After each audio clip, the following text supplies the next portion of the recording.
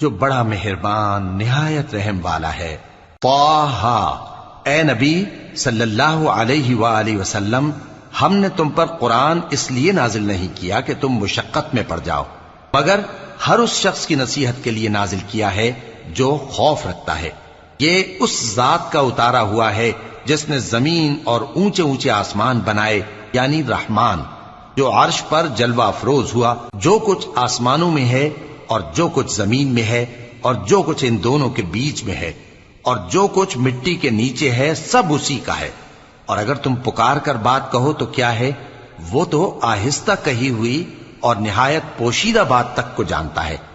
اللہ وہ معبود برحق ہے کہ اس کے سوا کوئی معبود نہیں ہے، اس کے سب نام اچھے ہیں۔ اور کیا تمہیں موسیٰ کے حال کی خبر ملی ہے؟ جب انہوں نے آگ دیکھی تو اپنے گھر والوں سے کہا کہ تم یہاں ٹھہرو، میں نے آگ